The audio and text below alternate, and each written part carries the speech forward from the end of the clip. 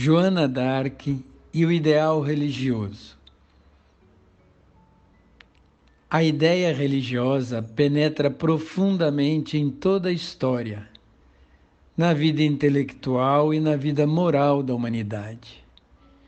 Frequentemente se extravia e se engana, por absorver interesses e tendências de épocas, podendo suas manifestações serem contestadas. Porém, a sociedade humana não pode dispensar o ideal religioso. Sem ele, a desordem moral e o anarquismo alçam voos. Às potências superiores, nada importam as formas dos cultos e os aparatos religiosos. Importam-se apenas com a elevação das almas e a pureza do sentimento, o que se pode conseguir em todas as religiões e mesmo fora e acima delas. Cada religião é o reflexo do pensamento eterno envolto nas sombras e nas imperfeições do pensamento humano. Às vezes, dificilmente se pode separar as verdades que contém dos erros acumulados ao longo dos séculos. As religiões são as estações que o espírito humano percorre para elevar-se a concepções sempre mais largas do futuro do ser e da natureza de Deus.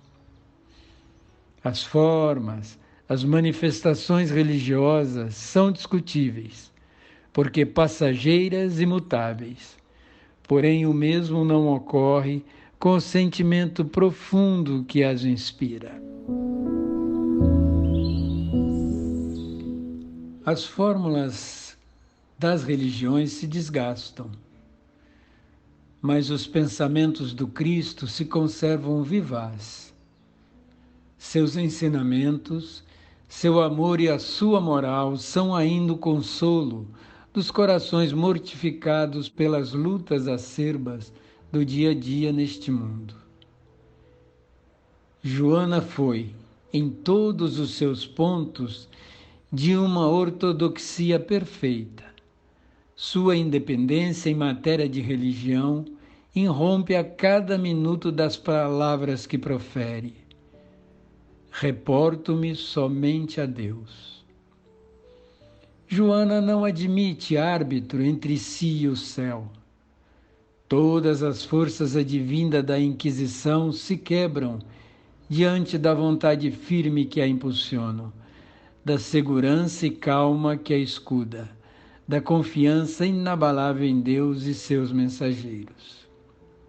À frente do tribunal de Rouen, a Virgem de Lorena se nos afigura o gênio da Gália, soberbamente erecto diante do gênio de Roma.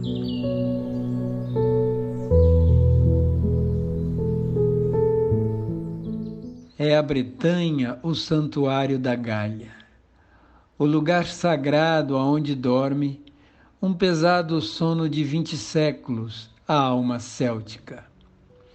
Porém, as vibrações de seus pensamentos e de sua vida se propagam por toda a região que foi a Gália.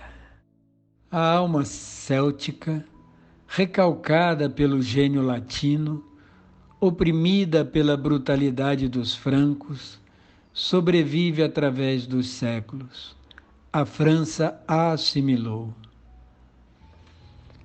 A filosofia dos druidas, sacerdotes celtas, em sua grandeza se assemelhava às escolas espiritualistas atuais. Sustentavam a infinidade da vida, as existências progressivas das almas, a pluralidade dos mundos habitados e do sentimento da imortalidade.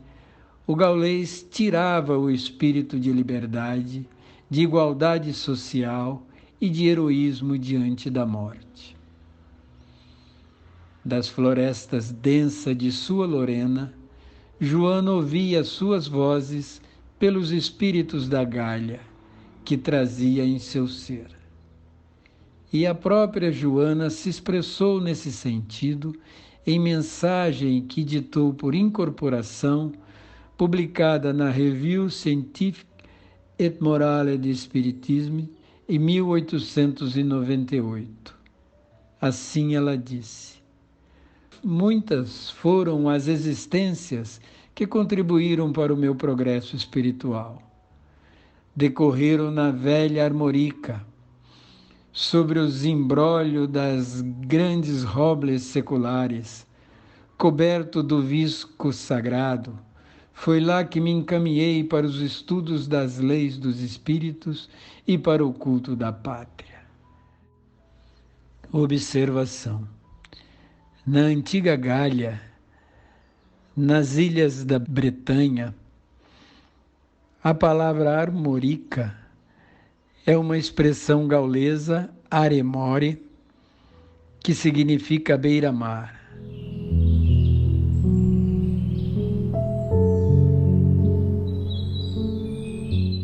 A Gália não foi o único teatro das manifestações do além. Desde o espiritualismo egípcio, os mistérios gregos, toda a antiguidade conheceu os fenômenos ocultos.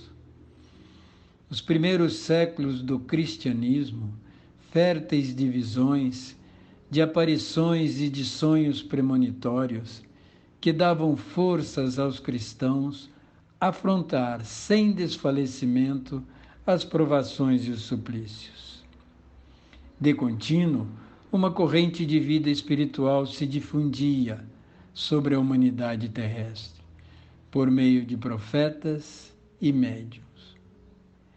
É este influxo vital, manado das fontes eternas, divinas, que dão origem às grandes religiões.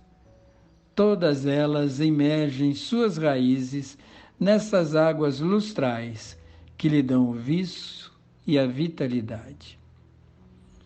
Com o catolicismo, a fé se empodera da estrutura romana de comando, esquecendo-se do caudal abundante da fonte divina de forças espirituais que fecundavam a ideia cristã. Queimou-se aos milhares os agentes intermediários do mundo invisível. Rejeitou-se-lhes as lições, abafou-se-lhes as vozes. Os processos inquisitórios sobre médiuns, que ousaram elevar as vozes dos espíritos, interromperam por séculos a comunhão entre espíritos encarnados e o além, que nada mais é que uma lei fundamental da natureza. Pela obstinação em fechar-se em dogmas, pela persistência em não alargar a concepção da origem e do destino humano e do universo, a religião afastou de si a nata dos pensadores e sábios, quase todos com autoridade e credibilidade no orbe, verdadeiros missionários do mundo espiritual. A humanidade, que desde há muito tempo pede a solução do problema da vida, volveu os olhares para a ciência, na esperança de receber noções do ser e do seu destino. Aí está o espiritualismo moderno, que não é uma religião no acanhado sentido da palavra, que é antes uma ciência, uma síntese, um coroamento de todas as conquistas do pensamento, que arrebata a humanidade e a torna partícipe da vida do largo espaço, da vida universal, infinita. O moderno espiritualismo é o estudo do homem fora da sua forma corpórea e fugidia, mas em sua realidade imperecível do espírito e a sua evolução. É o estudo dos fenômenos do pensamento transcendental e da consciência profunda. É a aplicação desses estudos ao progresso moral, ao bem de todos e à harmonia social. Em face da grandiosa escala da evolução, a natureza, nosso país, nosso planeta, tornam-se os cenários dos esforços da alma para se desenredar da vida inferior, em matéria, para subir para a vida em luz. Chega o momento azado. O conhecimento do mundo espiritual não vem destruir, chocar-se com o caráter científico e filosófico, como até então agia o catolicismo romano, e sim edificar uma nova concepção que iluminará, à luz da ciência e da filosofia, o passado e o futuro do ser na realidade morredora. Voltemos a Joana d'Arc. Essas digressões que fizemos tornam mais compreensível as suas duas missões.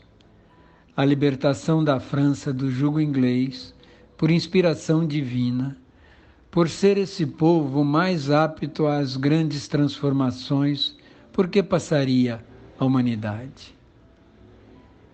E segunda, volver as atenções da humanidade para a questão da mediunidade, tão cerceada e combatida pela Inquisição, e apesar dela. Quanto à primeira missão, duas questões se impõem. Por que escolheu Deus a mão de uma menina quase criança para tirar a França da situação de subjugada?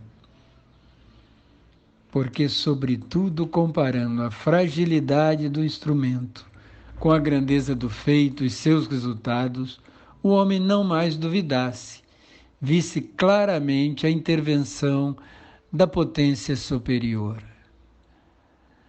Segunda pergunta. Sendo uma intervenção divina, por que tantas hesitações, intrigas, traições e sofrimentos em torno dela?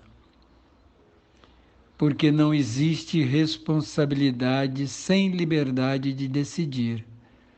Somente sendo livre a alma pode arcar com as consequências de seus atos ao longo da vida espiritual. A providência divina ampara, guia, inspira, protege, sem, no entanto, interferir na liberdade de decidir e agir, porque o homem perde o mérito da iniciativa, deixa de elevar-se por seus próprios esforços. A obra de progresso fica comprometida. Também foi assim com Jesus no Calvário. Quanto à segunda missão de Joana d'Arc, Joana trouxe aos encarnados a revelação do mundo invisível e a força que nele encerra, para repercutir nas sucessões das eras. Perante um tribunal inquisitório, morreu reafirmando as vozes que escutava. Foi santificada pelo povo francês, reabilitada, beatificada e santificada pela própria Igreja Inquisitória. Isso no intervalo de 500 anos. Mas por 400 anos os feitos mediúnicos de Joana ficaram obscurecidos pela impossibilidade de os humanos os compreenderem e aplicá-los. No século XVIII, na França dos grandes filósofos, dos movimentos libertários, de ser o centro do pensamento do mundo, o pensamento humano se presta a penetrar no mundo dos espíritos, que tem na vida e na missão de Joana d'Arc, em sua comunhão com o além, um dos mais eloquentes testemunhos da história. Todo ser humano tem perto de si um amigo invisível, que o ampara, inspira, dirige e protege, se assim o desejar.